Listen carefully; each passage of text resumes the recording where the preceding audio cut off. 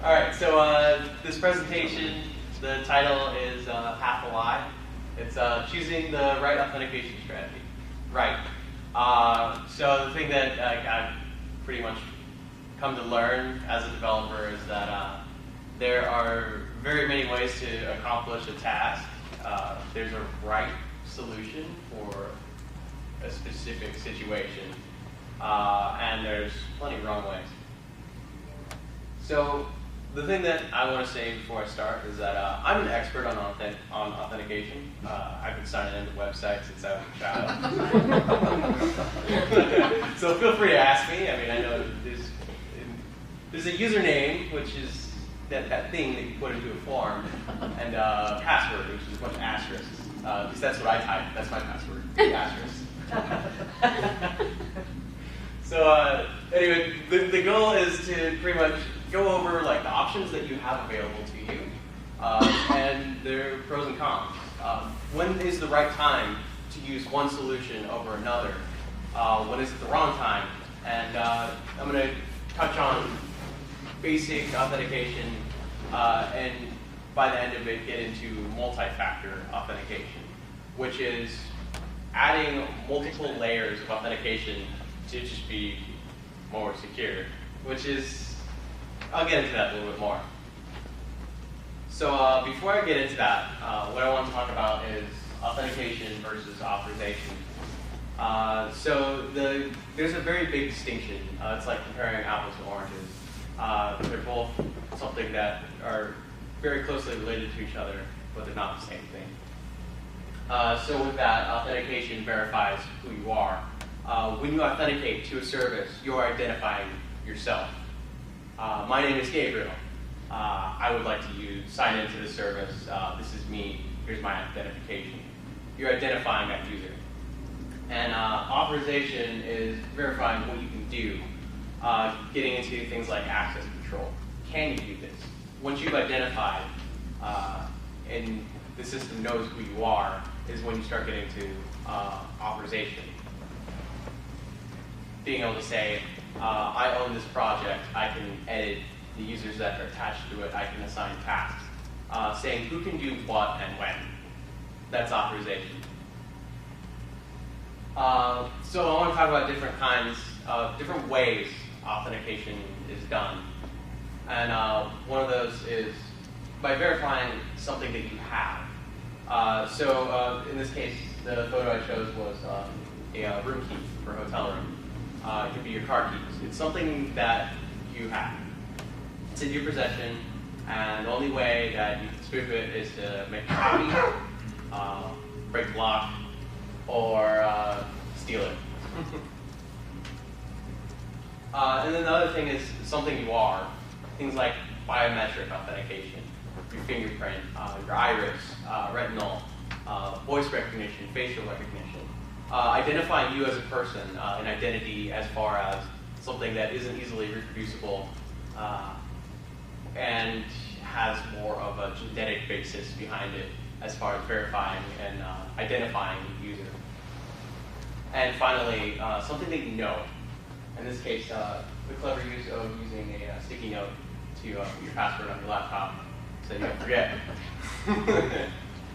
All of these have their own strengths and weaknesses. So starting out with something that you have, those can be stolen, they can be reproduced, copied. You can put things like tamper-proofing. So for example, there's these RSA secure IDs where it has to be in your possession to sign into like an enterprise service. The problem with that is if you disassemble it and figure out how it's generating these passwords so that you can authenticate, you can essentially steal a person's identity without them really knowing. So what they deal with a lot more is adding more and more layers of complexity to a small USB device to pretty much alleviate the issue of, great, what if people take it apart? And also, sorry, going back to that, something you are, jelly figures are the most common failure point. It's young technology, So if you can do a mold of someone's fingerprint, you can break that. Facial recognition, if you can get a very nice photograph of somebody, in certain cases software has been pretty vulnerable to that. I remember I signed into my friend's laptop by taking a picture of his face while he was sleeping, went like this to his laptop, unlocked it, and pulled up Meetspin. And then something you know, again, people forget their passwords, they write them down, they're prone to doing stupid things. Not necessarily stupid, but just the more difficult it is for a user to authenticate, the more likely they're going to cut corners, the more likely you're going to be broken into. The biggest weak point in an application is the user, not necessarily your software. Because you can social engineer it out of people. If you can trick someone into giving you what they know, you pretty much have the keys to the kingdom. So I want to talk about standards for authentication. There's various ways. So the most common form is traditional or form-based authentication. So if you guys are using Devise, for example, or if you've done this custom already before, the most common way to sign into a website is username, password. We're not going to talk about that because, again, I don't know what that is, this whole signing into with form. What is this? This is 2013.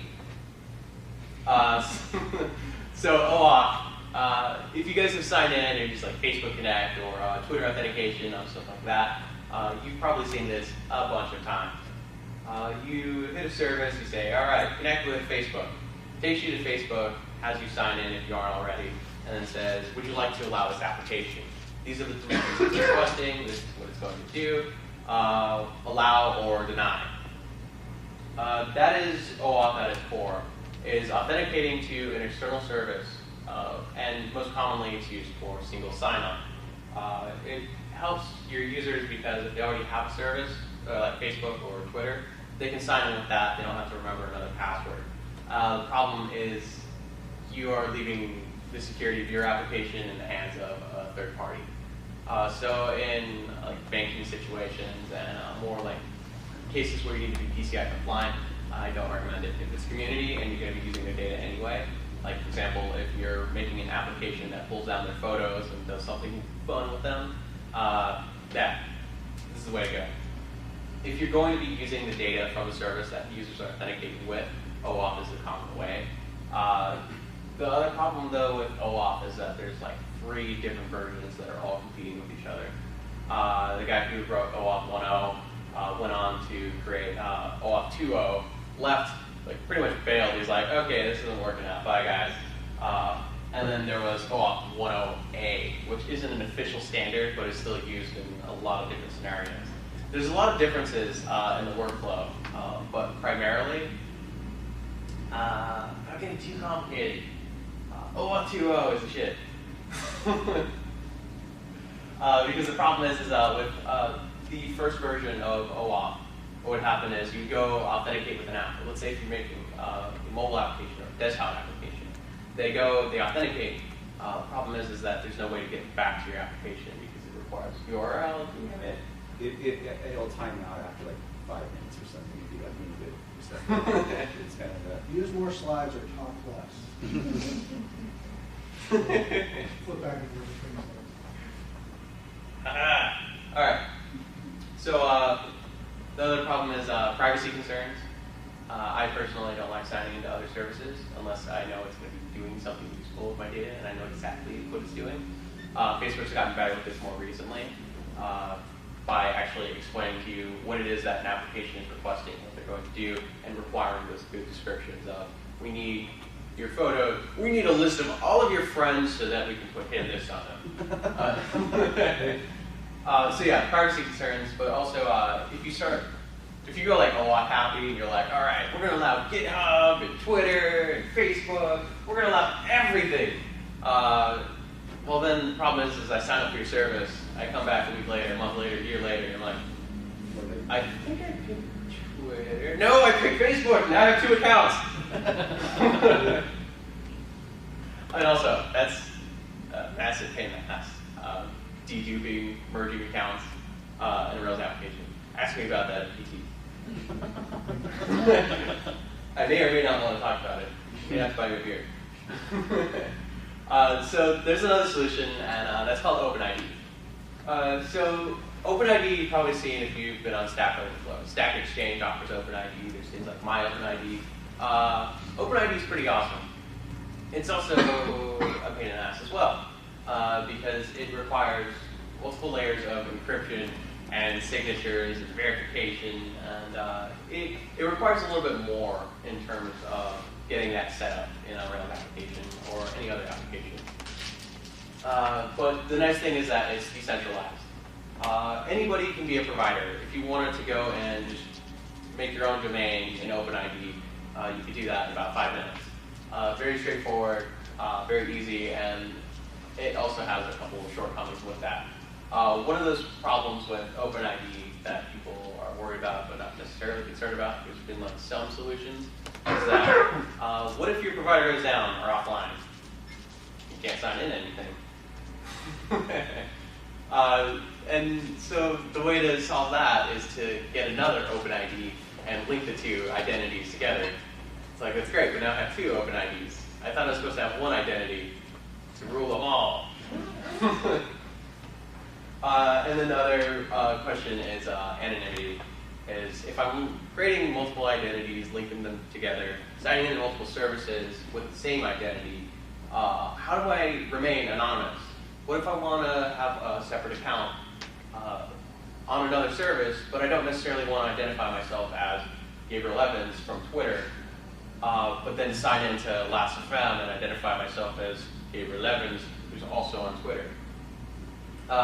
You can link identities together, and that's one of the shortcomings of it. Which, that's the same thing as always. But just like OAuth, if they're compromised, you're compromised. This isn't so bad necessarily, given that it's decentralized. So just one section is compromised.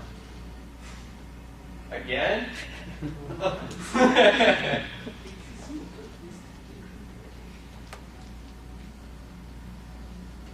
Sorry, That's quick, you know that? I know, right? That may have been airplane. Blakey. All right. And then finally, the grandfather of all authentication, HTTP authentication. That's the way to do it. This is the way to go. So, HTTP authentication. I'm not entirely certain of the origins. I knew at one point, but I forgot. But it's the easiest way to implement it.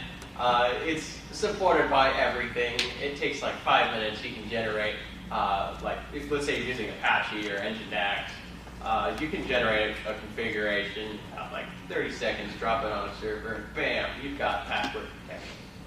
I do it all the time if I'm feeling pretty ghetto and don't feel like implementing anything. I just want to do something for staging that only clients can see. But of course, they forget the password, so, well, I just say, oh, just click the reset button. Oh, wait, we don't have that. It's ugly, and there's multiple kinds of authentication. But the way it does it is through an HTTP header. Your browser, when you enter in your username and password, what it does is it takes, in at least basic authentication, it'll take your username and password and join them together with a colon in between. So I'm sure you've seen like URLs before that have username and password. It's username, colon, password at URL. Example.com/whatever. What happens is you hit enter and it works magically. But what it does is it combines them together and then base64 encodes it. And that's a problem if it's not over SSL. Because all you have to do is sniff the headers, especially if you're using something like Firesheet. You can just hang out at the cafe, blah, blah, blah. Just hum a little tune, copy down all these packets, just collect gigabyte after gigabyte, and steal all their sessions, all their account data, all their usernames and passwords. So if you guys have ever been to DEF CON, You lost it. let me improv. Have you ever been to DEF CON? You've seen the wall of sheep. Show of hands, who's been to DEF CON? It's awesome. Saw them all. There's a big projector out in the middle of the floor, and every time somebody signs in to using an insecure connection, it takes a username, dumps out their password, and just puts it on the wall. Real time, live. So the funny thing is it's always media and press that falls for it. Because the thing is it's insanity because you can't even keep your cell phone on, to be honest. You gotta save the data, and people are making fake cell phone towers that just intercept your phone calls. It's a nightmare. And you It's go. amazing. But one of the solutions to alleviate the issue of the insecurity of basic authentication is one, use SSL, which you should do anyway if you're doing any kind of authentication and you care about the security of your users and accounts and so on. And two is digest authentication, which is kind of secure. I believe there's some timing attacks that you can do with it. But pretty much what it does is it hashes your username and password, the realm, which you see over here, it says, the server says authentication required. What it does is it takes that string, username and password, hashes it together into a digest, and passes that along. So your username and password are never actually exposed. And there's a token that's added onto that. So it's only valid for a short period of time. Your browser's constantly regenerating that token. And One-time use or one-time. yeah, and once. Yeah. So it's better. Not necessarily future-proof if you are a paranoid parent. I'm sure you don't remember. So, and also, digest authentication is really difficult to implement if you're trying to do it manually. There's some wrap middleware for it, but just don't. Unless it's just like a single-use API where you just need to consume some data from one of your own internal applications, and you're like, okay, it doesn't need to be robust, it just has to work. That's the case to use that. But when you start getting into more and more sensitive information where privacy is a concern, where knowing that who is accessing data really needs to be sure that their session hasn't been stolen or hijacked, or they didn't need the computer unlocked or whatever. This is when you start adding in multiple factors of authentication. So single-factor authentication is just all those methods that I described before. Multi-factor authentication, or two-factor auth, is when you start layering them on top of each other.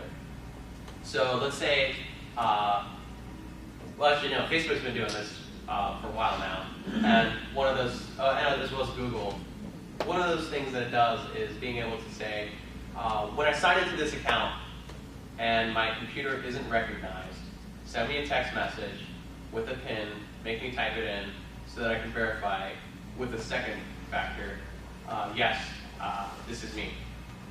Because I have my username, I have my password, and I have my cell phone.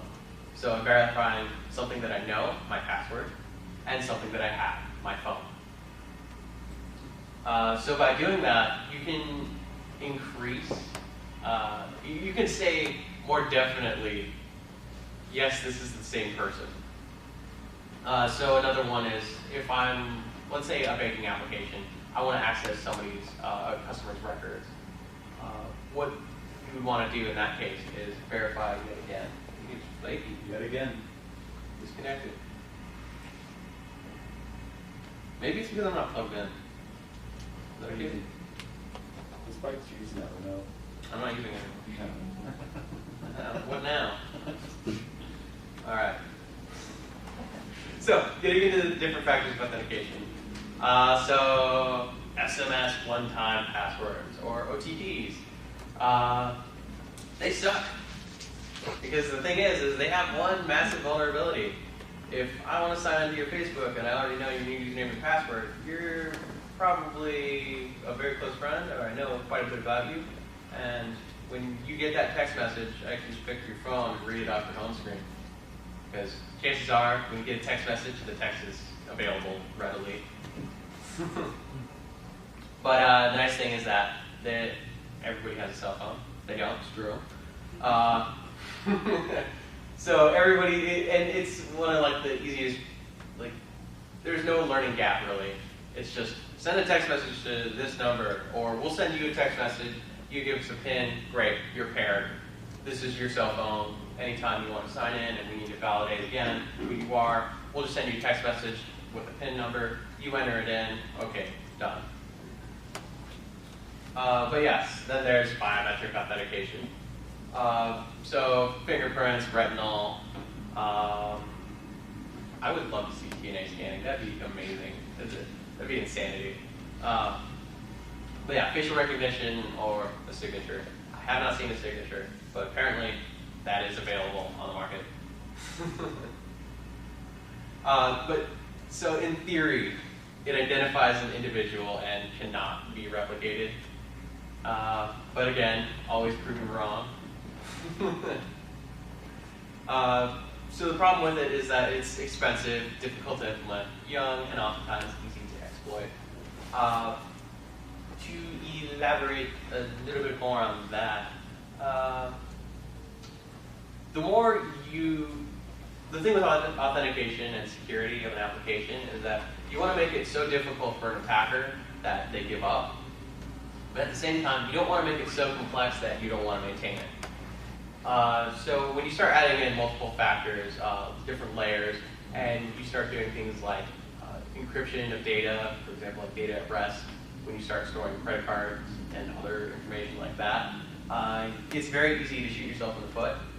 But at the same time, you have to make a weighted analysis of deciding how much complexity is the right amount, where it's difficult for someone attacking, but not too difficult for someone who's legitimately trying to use a service.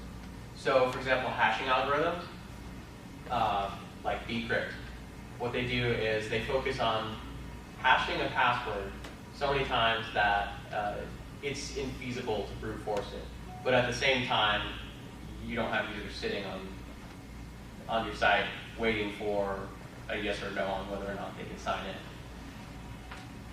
And then there's USB One-Time Password Authenticators, USPs.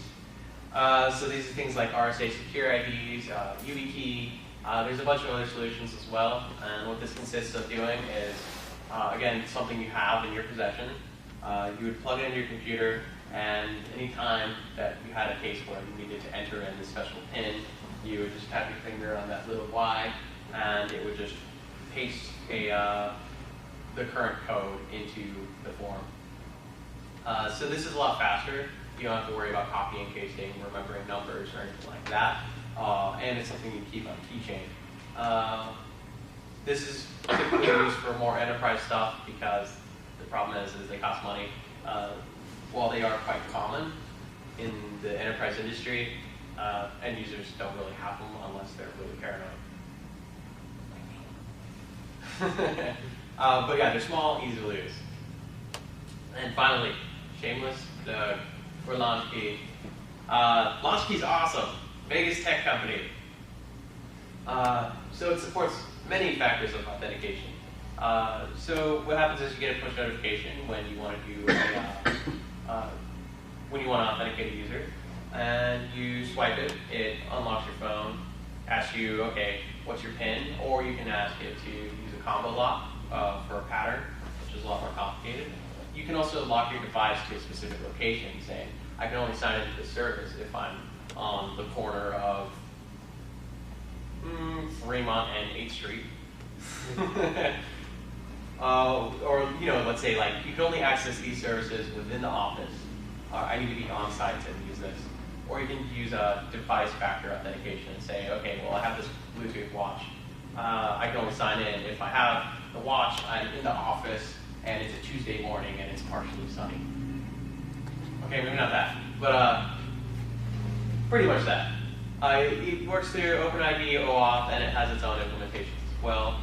Problem though is it's recently out of private beta, and it's not in widespread production use yet. Talk to Chris Shepard over there from LaunchKey. Moving on. So I haven't really talked too much about implementations, and I don't think I have enough time for that. I want to save some time for questions. But I will say, the thing that you want to do is you want to look into Devise. Devise is great if you're looking for all-in-one solution that does pretty much everything out of the box.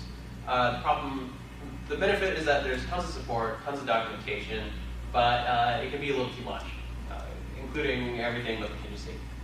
So it's really hard to customize at times. I'm pretty sure Devise has a kitchen sink bucket. Yeah. But yeah, so then there's OmniAuth. It's lightweight. It focuses on authentication strategies. It doesn't do a user model or anything like that. All it offers is some really nice wrap middleware that lets you specify things like OAuth strategies or OpenID or just traditional signing. It leaves everything else to you as far as defining that current user method. So when you start getting into more customized cases, OmniAuth is pretty helpful. And also it doesn't require Rails. So if you're working with Sinatra or Pedrino or Merv, who uses that anymore, you're free to use OmniAuth. Devise is just going to be a headache. And then finally, going completely custom. There are only a few situations where I can recommend this. Those are the cases where you hate yourself. You want to make your life miserable. But I will say, Warden is pretty nice for that. It's also like OmniAuth. It's even lighter weight. Okay, I lied. It's actually a little more code. But I really like the way that it handles authentication through callbacks of defining, okay, when there's a failure, do this, otherwise do this. And it's what Devise actually uses for authentication at the rack level. And also, use has secure password. Were those introduced in Realm 4? Or is it 3? 3.1 or 3.2. Okay, one of those. Anyway, use it because nobody needs to stick around with hashing algorithms like which one's better, as crypt PKF or decrypt. And then you start getting into really intellectual debates about cryptography and which one's more secure. And it leads nowhere because it's still comparing impossible to slightly more impossible. It's smart sounding by chain. Because again, the failure is going to be your users 9 times out of 10. Your users, your employees, or somebody else. Because again, we're developers, we're infallible. Remember that. But as secure password is nice.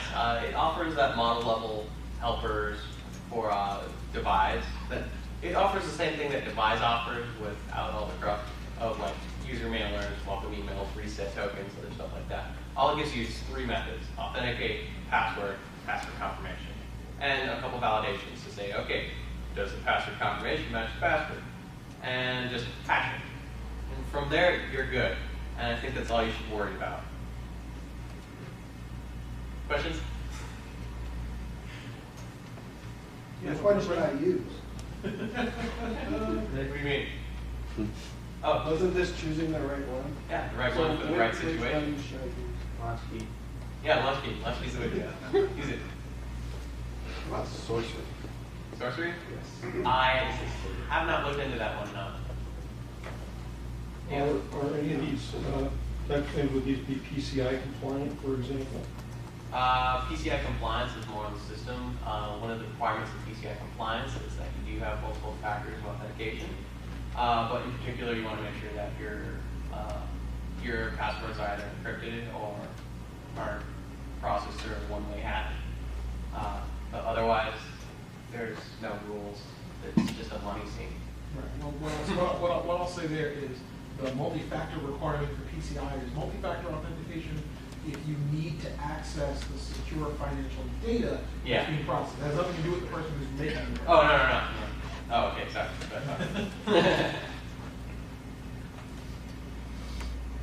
Anybody else? Sorry, I kind of hard information. The USB thing, does it work like how a car key works? Like you press a button, it's a different password. Pretty much imagine like a YubiKey or Oh, a that's one. secure ID. You want to show it? It's constantly generating a password. And what happens is, like, so secure IDs, for example, will generate like a 6-digit number.